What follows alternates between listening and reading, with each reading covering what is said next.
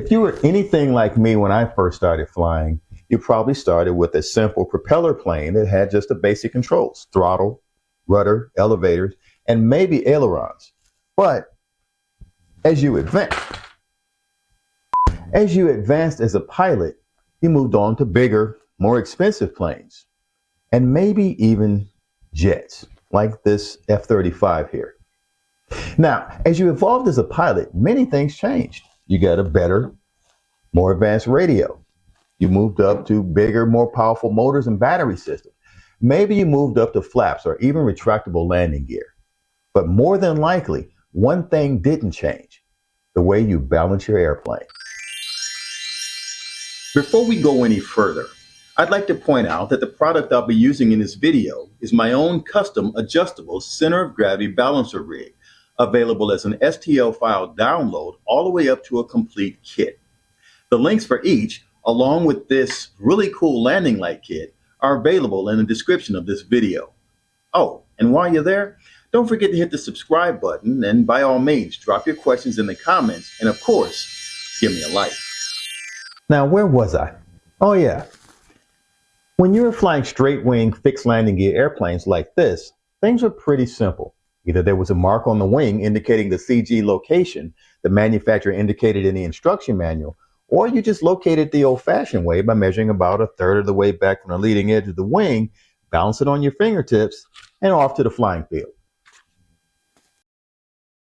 But when you move up to something like this or that, the 1/3 method just doesn't quite work anymore. So you have to rely on the manufacturer's recommendation. Unfortunately, the manufacturers of all the jets I fly either mark the CGs clearly on the wings or point them out in the manual. So what am I missing then? What's the problem? Well, let's throw it on the balance rig and see.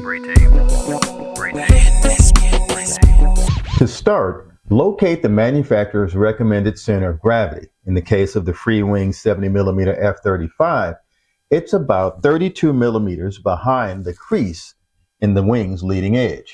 So we'll just flip this over,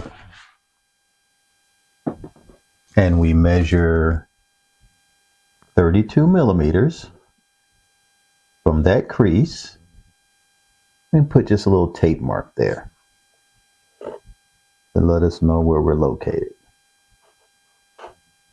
And we do the same thing on the other wing.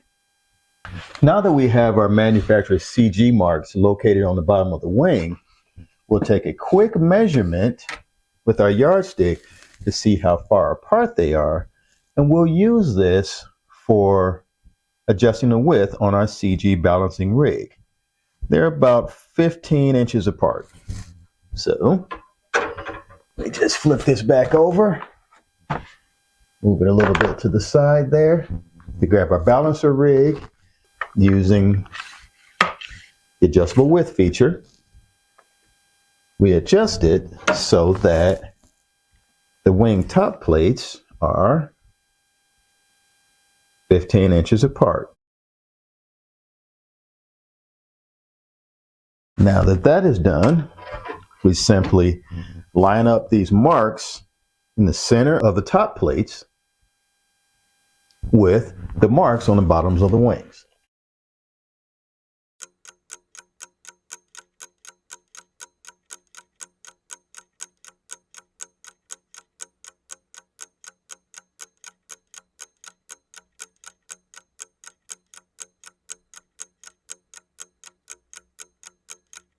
Like so.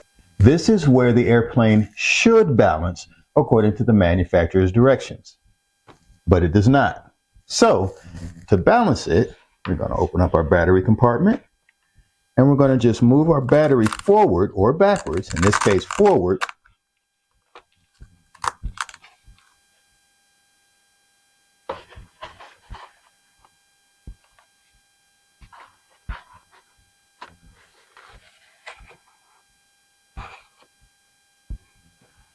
a little bit more,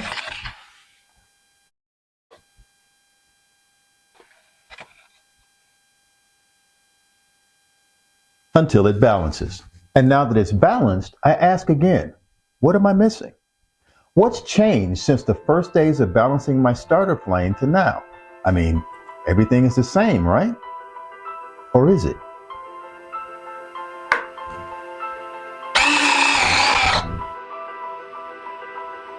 No, it's not. When the landing gear retracts or extends, it moves forward or backward, and that changes the center of gravity. See, when we were first learning all of this, the wheels were out, always. So there was no thought put to the possibility of a shifting center of gravity. But now, with retracts, it's like we're flying two different airplanes, a wheels out version and a wheels in version. And to make it even crazier, different airplanes have different retract setups. And I've yet to see a manufacturer who specified which version you should balance to. So which version should we be balancing to? The wheels in version. Now, let's go ahead and just rebalance with the wheels in. Process is still the same. Airplane wants to teeter forward a little bit. So we're going to just slide the battery back a tiny bit.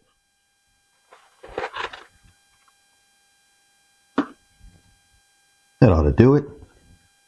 When you balance with the landing gear retracted, you're optimizing your airplane for the smoothest, most efficient performance in the configuration that it'll spend the majority of its flight time in.